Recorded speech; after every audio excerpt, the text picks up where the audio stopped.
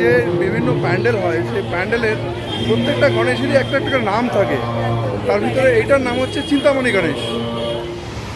এখন ঘড়িতে সময় হলো রাত 10:45। বেরোচ্ছি মহারাষ্ট্রের গণেশ পুজো দেখার জন্য। আজকেই লাস্ট দিন, কালকে ভাসান। তাই অফিস শেষ করে কুইকলি এখন বেরিয়ে পড়লাম গণেশ পুজো দেখার জন্য মহারাষ্ট্রের। চলুন আমিও দেখি আর সঙ্গে আপনাদেরকেও দেখাবো। আজকের এই ব্লগটা হতে চলেছে অলমোস্ট আনকাট ব্লগ। তবে কিছু কিছু জায়গায় মিউট করে অন্য মিউজিক দিতে হবে, কারণ তা না হলে আননেসেসারি কপিরাইট ক্লেম এসে যায়।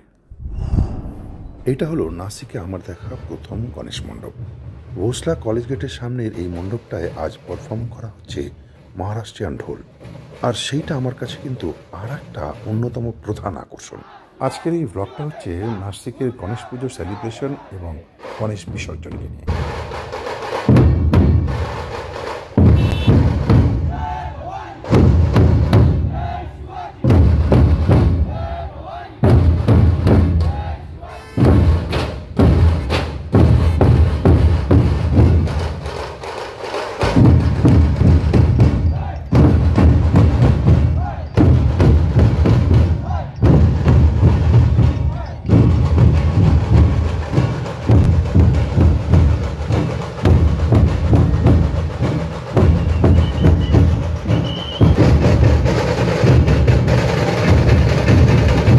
ঢোলের আর একটা অন্যতম বৈশিষ্ট্য হলো এই প্রোগ্রামে নারী পুরুষ নির্বিশেষে সবাই অংশগ্রহণ করে। এই মণ্ডপটা ঘুরে দেখার পর আমরা বেরিয়ে পড়লাম নাসিকের আরও বেশ কয়েকটা ভালো ভালো মণ্ডপ ঘুরে দেখার উদ্দেশ্যে। মণ্ডপ সজ্জাটা খানিকটা আমাদের পশ্চিমবঙ্গে যেমন সরস্বতী পুজো হয় না, ঠিক সেই ধরনের আদলে তৈরি, তবে সাইজটা বেশ বড়। কোনো কোনো জায়গায় পুতুল খেলা, সিন সিনারি এসব তো চলছেই, যেমন এখানে চলছে এখন।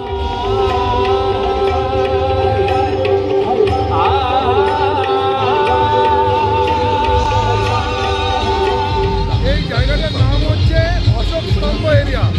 এখানে 3খানা পুজো হচ্ছে পাশাপাশি। এত জোরে ডিজে বাজছে কিছু শোনা যাচ্ছে না।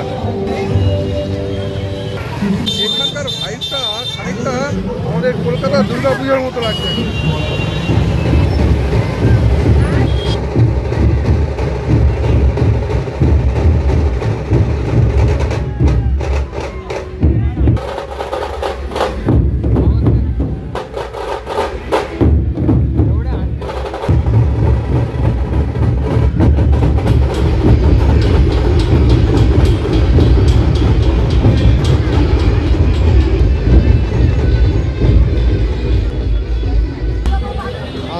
বিসর্জন তার প্রস্তুতি এখন থেকে শুরু হয়ে গেছে।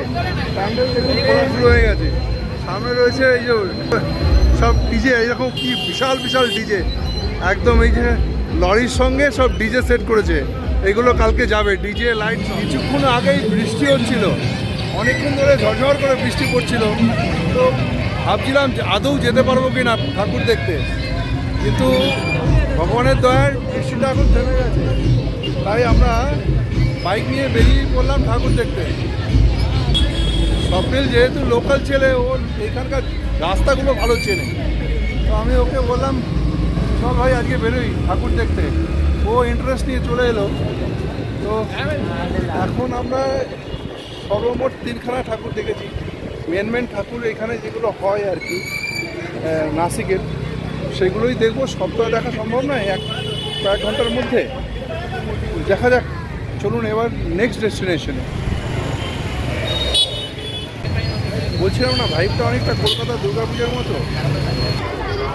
তো আমাদের ওখানে যেমন ওই ফুচকা, তেলে ভাজা এসব পাওয়া যায়, এখানেও কিন্তু সেরকমই পাওয়া যায় আর কি। আমরা এখন যে মন্দিরটার সামনে আছি সেই মন্দিরটা ওল্ড নাসিকের মধ্যে পড়ে।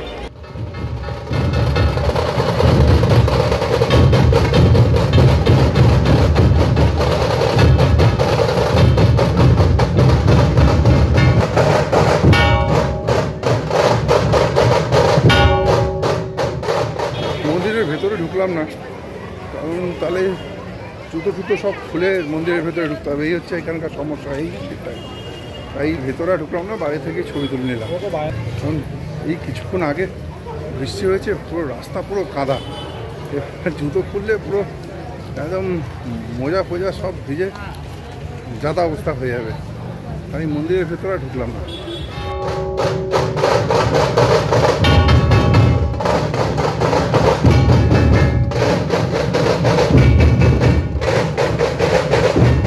আমরা এখন বারাণসীকে আর একটা নতুন পুজো মণ্ডপের সামনে। এটা বেশ ভালোই লাগছে। চলুন সামনে গিয়ে মণ্ডপটা দর্শন করে আসি।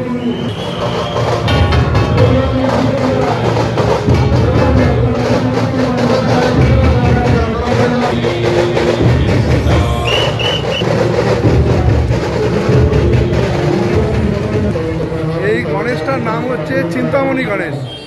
আমি যেটা বুঝলাম নাসিকে যে বিভিন্ন প্যান্ডেল হয়, সেই প্যান্ডেলের প্রত্যেকটা গণেশেরই একটা একটা নাম থাকে। তার ভিতরে এইটার নাম হচ্ছে চিন্तामणि गणेश। इसका ये जगह का नाम क्या है शायद? रविवार कारंजा। রবিবার কারঞ্জা। আমাদের পশ্চিমবঙ্গের পুজো মণ্ডপের আশেপাশে যে সমস্ত মেলার মতো বসে না, ঠিক এখানেও সেই ধরনেরই কালচার।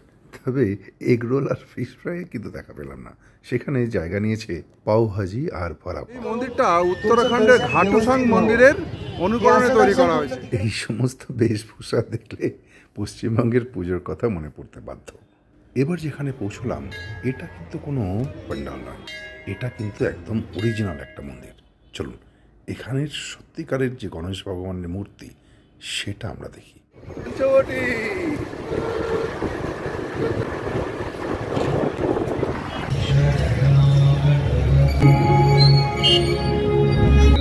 আমরা এখন পৌঁছে গেছি নাসিকের পঞ্চবটি এরিয়াতে। গলির ভেতরে হচ্ছে পঞ্চবটি।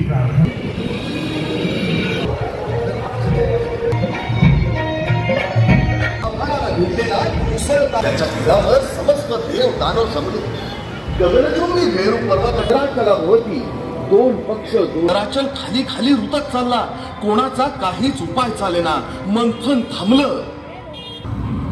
पाहता पाहता वैकुंठपतींनी विशाल देही कासवाचं रूप घेतलं. आपल्या वज्रप्राय अभेद्य पाठी महाप्रचंड समुद्र मंथनाला सुरुवात झाली.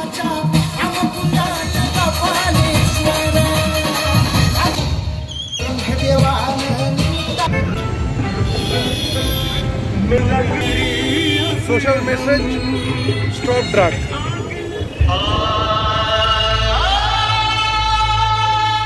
এই দেখুন সামনে চলছে হিন্দি গানের তালে তাল মিলিয়ে পুতুল নাচ। তবে কপিরাইট ইস্যুর জন্য মিউজিকটা মিউট করতে বাধ্য হলাম।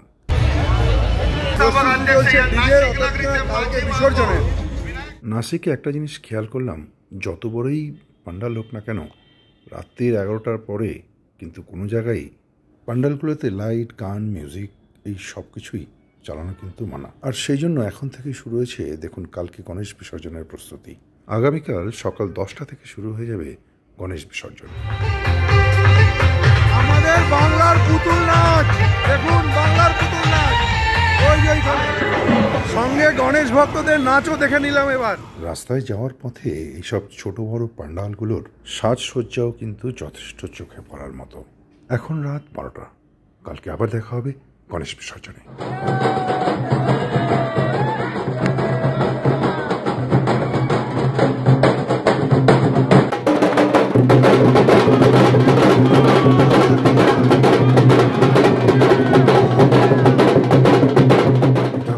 অফিসের গণেশ বিসর্জন। মহারাষ্ট্রের গণেশ বিসর্জনের গুরুত্ব সম্বন্ধেও একটা শর্ট ভিডিও আমার চ্যানেলে আছে, লিঙ্ক দিয়ে দেবো, চাইলে দেখে নিতে পারেন। রাত এখন 10টা। এসেছি এখানে যে সমস্ত পান্ডালের গণেশ পুজো হয় আর তার যে বিসর্জন কিভাবে হয় সেটা আসুন দেখি।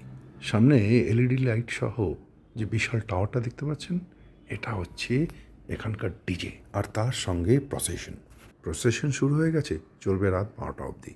তারপরে কিন্তু স্ট্রিক্টলি নট অ্যালাউড। এই সময়ের মধ্যেই প্রত্যেকটা মণ্ডপ কমিটিকে তাদের ঠাকুর বিসর্জন করে দিতে হবে। দুঃখিত, কপিরাইট ইস্যুর জন্য ডিজের আওয়াজ আপনাদেরকে শোনাতে পারছি না, আর তাই বাধ্য হয়ে মিউট করে দিলাম।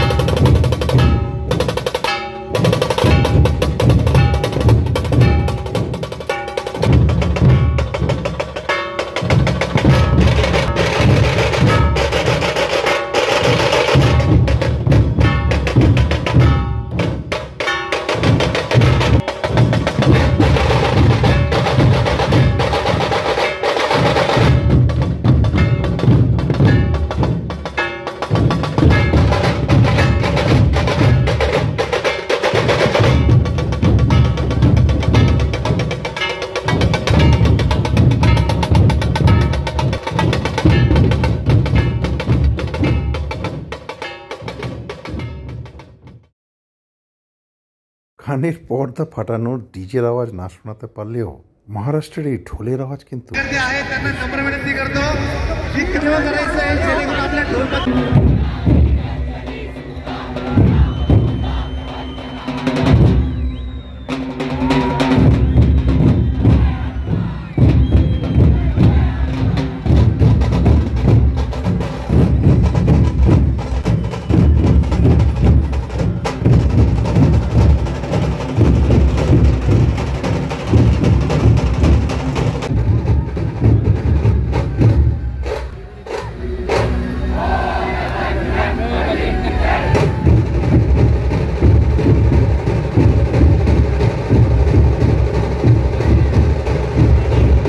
আজকের মতো এখানে শেষ করছি।